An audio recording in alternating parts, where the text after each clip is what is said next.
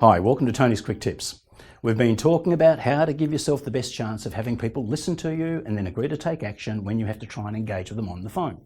Now, in previous videos, I've introduced the importance of the right structure to the telephone track and also how to get the style or the delivery of it right. Structure matters because we've got to try without body language and non-verbal communication clues. We've got to get their attention and hold it.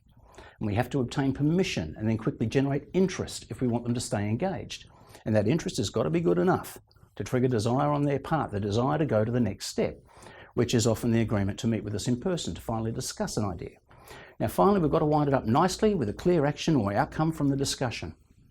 So we've already worked through how to get attention and then the permission to move on with the conversation. Once that permission is given, we then have to move very, very quickly to something that will interest the other person enough to stay engaged very quickly, like within seconds.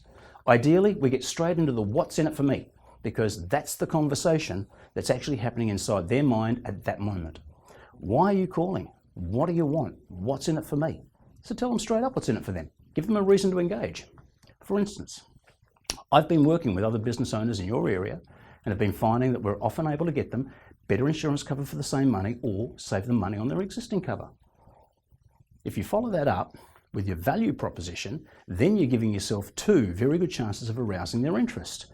Either the specific value or benefit that you're ringing about, or your unique point of difference which supports it. For example, I'm a broker and I fully research the market on your behalf, and we only get paid if we're successful at finding the package that you want, so there's no risk or cost to you.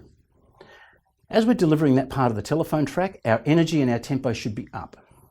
That energy, together with the right words around what value you're delivering and what your point of difference is, may be enough to have the prospect wanting to talk further or have a meeting.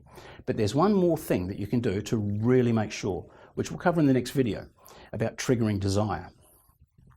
Creating interest with your telephone track is the critical step though, and while getting the delivery style matters, the key is really moving quickly into the what's in it for me. Hit that question and back that up with your value proposition. Get those bits right, you'll have interest, and that's the quick tip for today.